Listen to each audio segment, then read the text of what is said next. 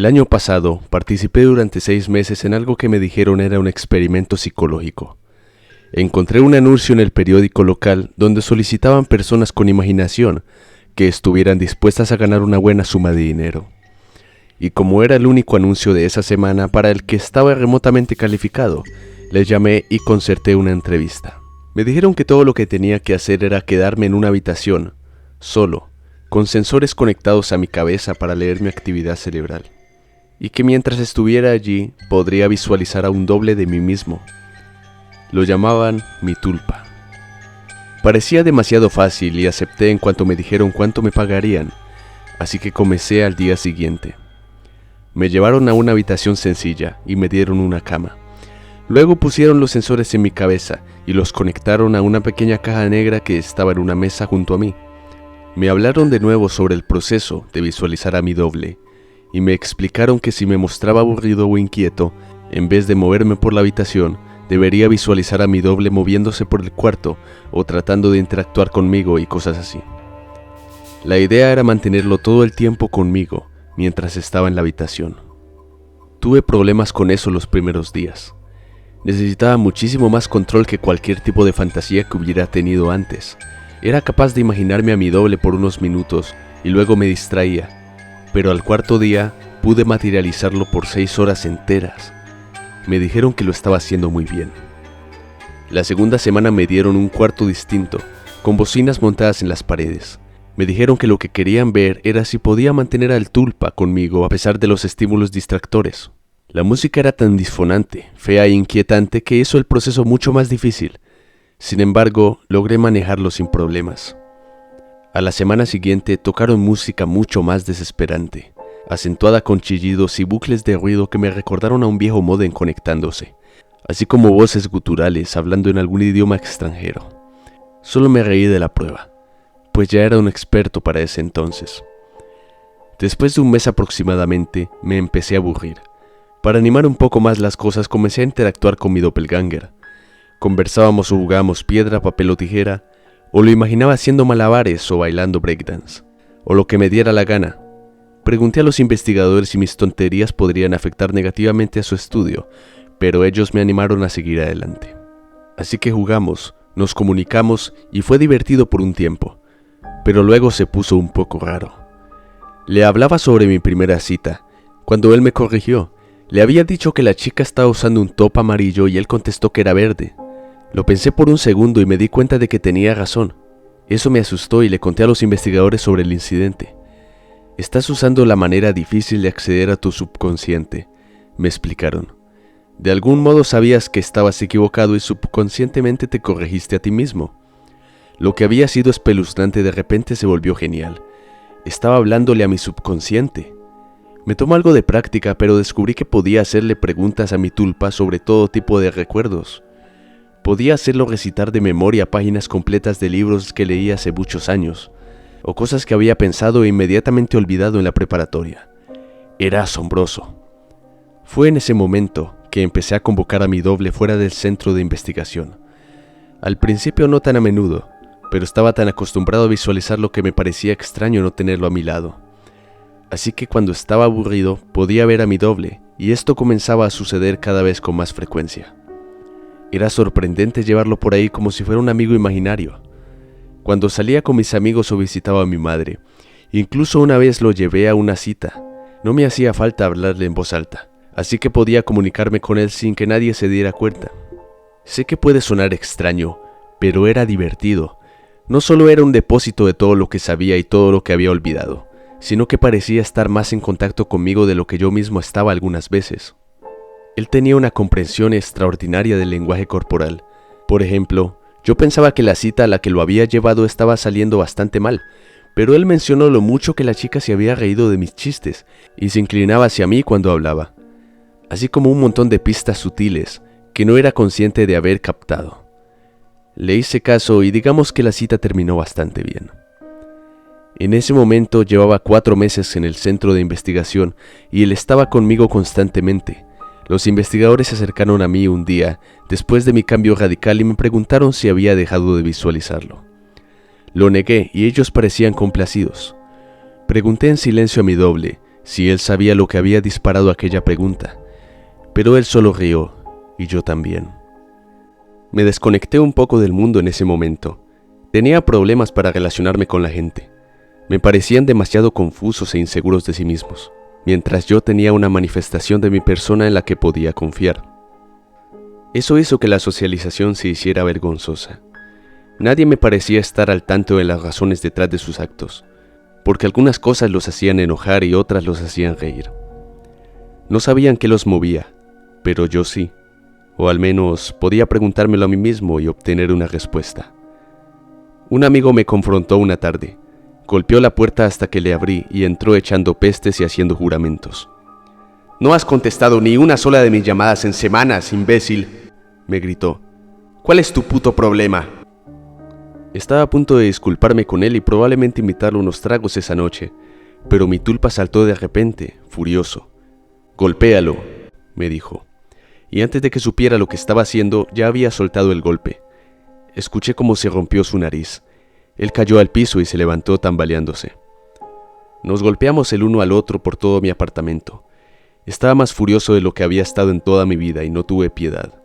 Pude noquearlo y le di 2 patadas salvajes en las costillas. Y fue entonces cuando huyó, encorvándose y sollozando.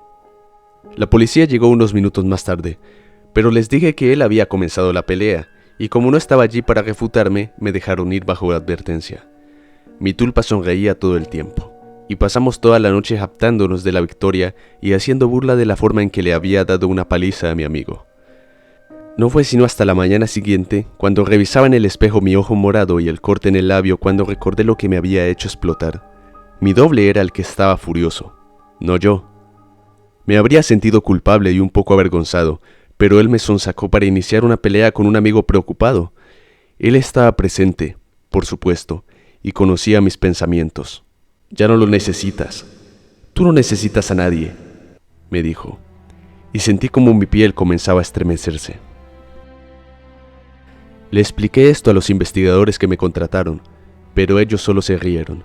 «No puedes estar asustado de algo que estás imaginando», me dijo uno de ellos. Mi doble se paró junto a él y asintió con la cabeza. Luego me sonrió. Traté de creerme sus palabras, pero los días siguientes me puse cada vez más ansioso con respecto a mi tulpa, y él parecía estar cambiando también. Se veía más alto y más amenazante. Sus ojos chispeaban con malicia y veía maldad en su sonrisa constante. Decidí que ningún trabajo valía tanto como para perder la cabeza. Si él estaba fuera de control, lo iba a calmar.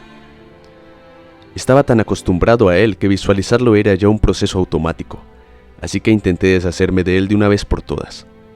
Me tomó algunos días, pero estaba comenzando a funcionar. Era capaz de olvidarlo por horas, pero cada vez que volvía se veía peor. Su piel se volvió ceniza, sus dientes más puntiagudos, siseaba, amenazaba y juraba. La música disonante que había escuchado por meses parecía acompañarlo a todas partes, incluso cuando estaba en casa. Intentaba relajarme y olvidar que estaba concentrándome en no verlo, cuando él aparecía con ese ruido aullante. Seguía visitando el centro de investigación y pasaba mis 6 horas allí. Necesitaba el dinero y pensé que no se darían cuenta de que no estaba visualizando a mi tulpa activamente. Me equivoqué. 2 hombres me agarraron sorpresivamente y me arrastraron, mientras alguien en bata de laboratorio clavaba una aguja hipodérmica en mi brazo. Desperté de mi desmayo de nuevo en el cuarto, atado a la cama, con la música estruendosa en mis oídos y mi doppelganger parado sobre mí, cacareando. Ya no se veía como un ser humano. Sus facciones estaban torcidas y sus ojos estaban hundidos en sus cuencas, como los de un cadáver. Era mucho más alto que yo, pero encorvado. Sus manos estaban retorcidas y las uñas parecían garras. Yo estaba, en pocas palabras, cagándome de miedo. Traté de alejarlo, pero no podía concentrarme. Él se rió y golpeó ligeramente la intravenosa en mi brazo. Traté de liberarme de las correas, pero éstas no se movieron. «Creo que te están bombeando mercancía de la buena. ¿Cómo está tu cabeza? ¿Toda revuelta?» Se acercaba a mí mientras hablaba. Sentí náuseas, su aliento olía a carne podrida. Traté de concentrarme, pero no pude desvanecerlo. De vez en cuando, un doctor venía y me inyectaba o me obligaba a tomar píldoras. Me mantenían mareado y desenfocado, e incluso me dejaban alucinando. Mi doble seguía presente, burlándose constantemente, interactuando con o quizá causando mis alucinaciones. Soñaba que mi madre estaba allí, regañándome, y luego el tulpa le cortaba el cuello y su sangre me bañaba. Era tan real que podía saborearla. Los doctores nunca hablaron conmigo. Les rogué, grité, lancé indirectas, hice preguntas. Nunca me respondieron. Quizás habían hablado con mi tulpa, mi monstruo personal. No estaba seguro, pues estaba tan drogado y confundido que podía haber sido tan solo otra ilusión. Me empecé a convencer de que él era el real y yo la copia. Él me lo repetía a veces y otras solo se burlaba de mí. Otra cosa que me hacía desear con todas mis fuerzas que fuera tan solo una alucinación era que él podía tocarme. Más que eso, podía lastimarme. Me picaba con el dedo y me pellizcaba si sentía que no le prestaba suficiente atención. Una vez apretó mis testículos y los apachurró hasta que le dije que lo amaba. En otra ocasión rasgó mi antebrazo con sus garras. Aún tengo la cicatriz. Casi todos los días me convenzo de que me lastimé a mí mismo y que solo aluciné con que él era el responsable. Unos días después, mientras me contaba una historia acerca de cómo iba a descuartizar a todos mis seres queridos, empezando por mi hermana, se detuvo bruscamente. Una mirada quejumbrosa cruzó su rostro y tocó mi cabeza con la mano, como mi madre lo hacía cuando tenía fiebre. Se quedó quieto un instante y luego sonrió. Todos los pensamientos son creativos, me dijo, y salió por la puerta. 3 horas más tarde me pusieron una inyección y me desmayé. Desperté sin las correas, temblando. Llegué a la puerta y la encontré abierta. Caminé hacia el pasillo vacío y luego corrí. Tropecé más de una vez, pero logré bajar las escaleras y salir al estacionamiento del edificio. Allí me colapsé, llorando como un niño. Debía seguir mi camino, pero simplemente no podía hacerlo. Eventualmente llegué a casa, aunque no recuerdo cómo. Cerré la puerta y empujé un ropero contra ella. Tomé una larga ducha y dormí por 1 día y medio. Nadie vino a buscarme en la noche ni al día siguiente, o el siguiente. Había terminado y pasé una semana encerrado en esa habitación, aunque me había parecido un siglo. Había sido aislado tanto de mi vida anterior al tulpa que nadie notó que me había ido. La policía no encontró nada. El centro de investigación estaba vacío cuando lo registraron. El papeleo no tenía sentido y los nombres eran seudónimos. Incluso el dinero que recibí de ellos era aparentemente irrastreable. Me recuperé tanto como pude. No salgo mucho de mi casa y tengo ataques de pánico cuando lo hago. Lloro mucho, pero no duermo mucho y mis pesadillas son terribles. Uso la concentración que esos bastardos me enseñaron para convencerme. Y funciona. A veces, pero creo que hoy no. Hace 3 días recibí una llamada de mi madre. Había ocurrido una tragedia. Mi hermana había sido la última víctima de una serie de asesinatos. Según la policía, el responsable atacaba a sus víctimas y luego las destazaba. El funeral fue esta tarde. Supongo que fue un servicio tan adorable como puede serlo un funeral. Creo que estaba un poco distraído, pues todo lo que podía escuchar era música viniendo de un lugar distante. Era disonante y terrorífica. Aún la sigo escuchando, ahora un poco más fuerte.